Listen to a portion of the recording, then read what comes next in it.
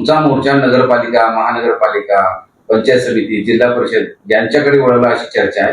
कारण काल श्रीकांत शिंदे हे नांदेडच्या दौऱ्यावर आणि आता त्या स्थानिक मंत्री, तुम्ही पालकमंत्री आहात, त्यांची चाचपणी सुरू आहे की आपल्याकडे आणखी कोण कोण येतं.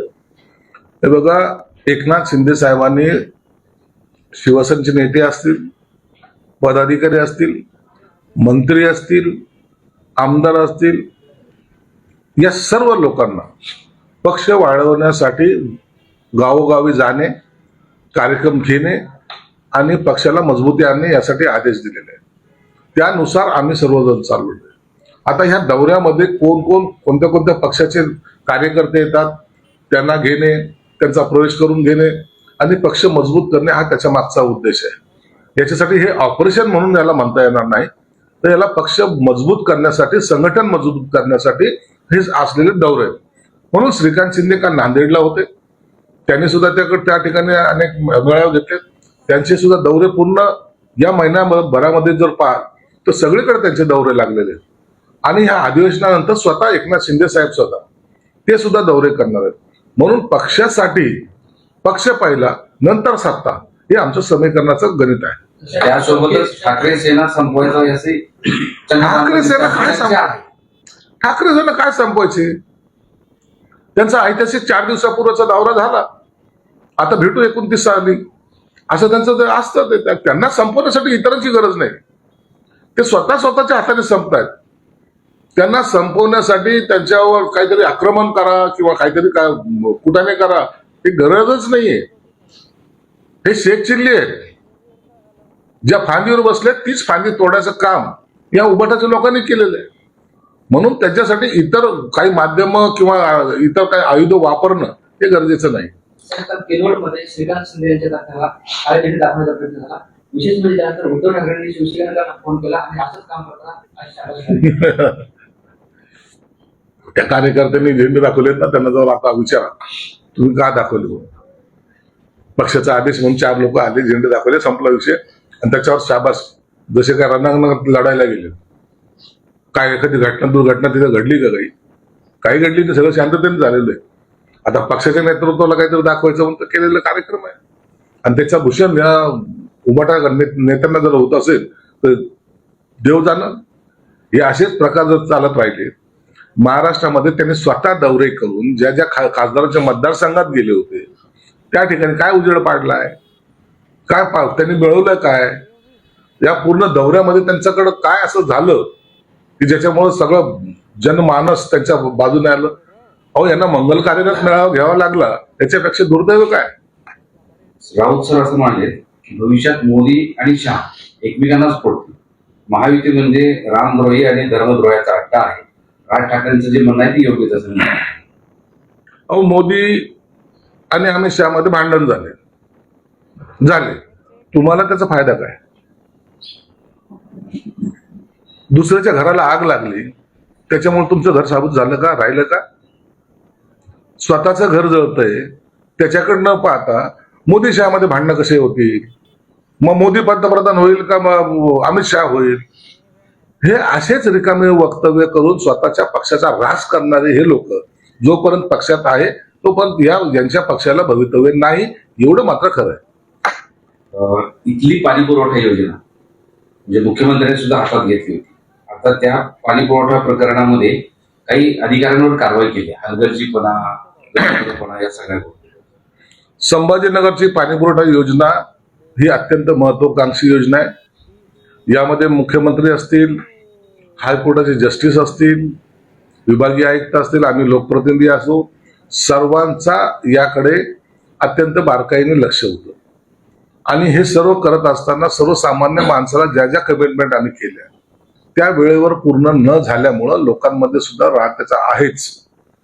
आणि म्हणून याला जे काही कोणी दोषी असतील, ज्यांच्यामुळे ही योजनेला विलंब लागत चाललेला होता, त्यांच्यावर सर्वांवर कारवाई करणे हे गरजेचं होतं. आणि मला वाटतं आयुक्तांनी त्या बाबतीतचा निर्णय घेतलेला आहे. पण आता ते असं म्हणतायत की याला सगळे हलगर्जीपणा कॉन्ट्रॅक्टर जबाबदार आहे, आम्ही नाही. त्यामुळे जर असं असेल तर आम्हाला सगळ्यांना मुक्त करा या कामात. पत्रच दिलं त्यांनी तसं मनीषा कोल्हाटे सर सगळ्यांनी तयार केलं. सर्वात मोठी चूक ती जी एमजीपीची अधिकारी आहे तिची आहे. आता त्याच्यामध्ये आणखीन काय काय घडलं, हे जे आव्हान आहेत ना पत्र देण्याचं, यांच्या चौकशा करण्याचं मी स्वतः पत्र मुख्यमंत्र्यांनी दिलेलं आहे. मी गुलाबराव पाटलांना, मंत्री महोदयांना पत्र दिलेलं आहे. यांची चौकशी जरूर होणार आहे.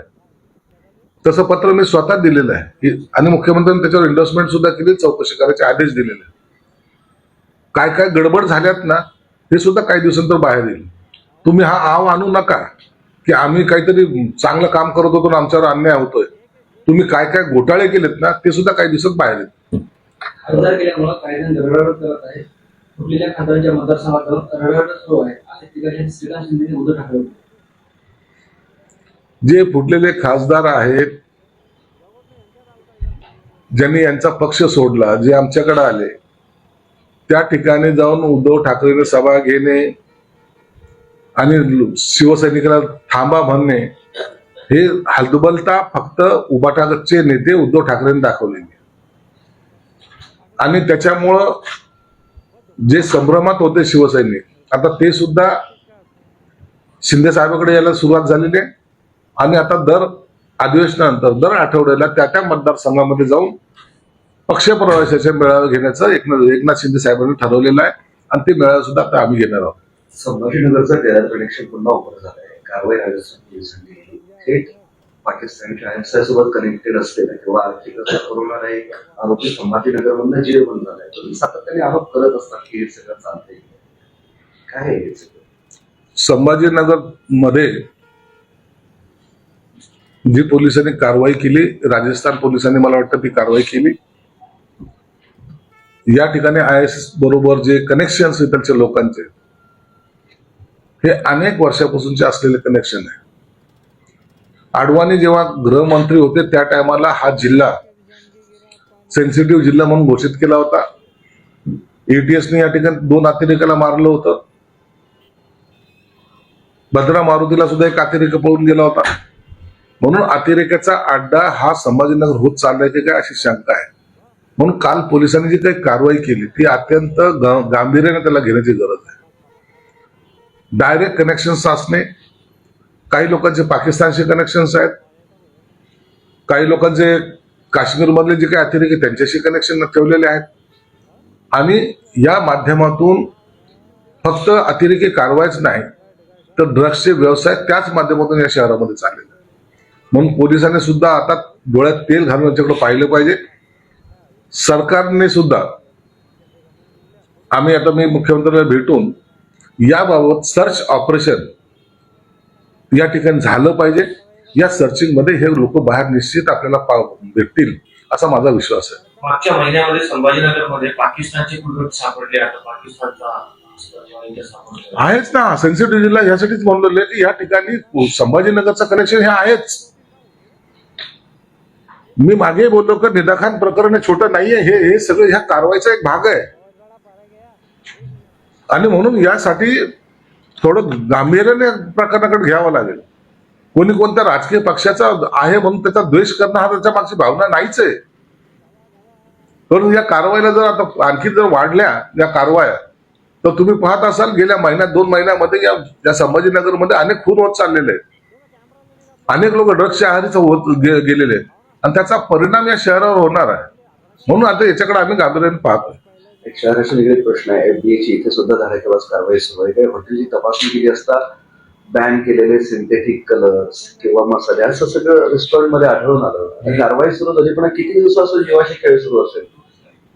खरं एका अर्थानं त्या तुकाराम मुंडेचं त्याचं अभिनंदन केलं पाहिजे. एक अधिकारी येऊन एवढ्या सर्व गोष्टी उजेडात आणतो ही मोठी गोष्ट आहे. हे पहिल्या होत नव्हतं का? होत होतं. परंतु जे अधिकारी होते ना यांचं दुर्लक्ष, यांची हप्ते वसुली, यांचा भ्रष्टाचार, यामुळे या सगळ्या प्रकरणाला पुष्टी मिळत होती आणि लोक बिनधास्त करत होते. आता आपण पाहतो शेकडो टन मिठाई ही नष्ट केली जाते, दूध नष्ट केले जातात, काही अनेक ठिकाणी धाडी टाकले जातात. औषधाच्या बाबतीत तसंच आहे. आता व्यापाराच्या मनामध्ये हे 2 नंबरचे जे व्यापारी आहेत त्यांच्या मनामध्ये आता धास्ती बसलेली आणि म्हणून हे कारवाईचं सगळ्यांनी समर्थन केलं पाहिजे. हे समर्थन केल्यामुळं कदाचित अधिकाऱ्यांचं मनोबल वाढेल आणि जे अधिकारी भ्रष्ट होते त्यांच्यावर सुद्धा आता तुकाराम मुंढेंनी कारवाई केली पाहिजे.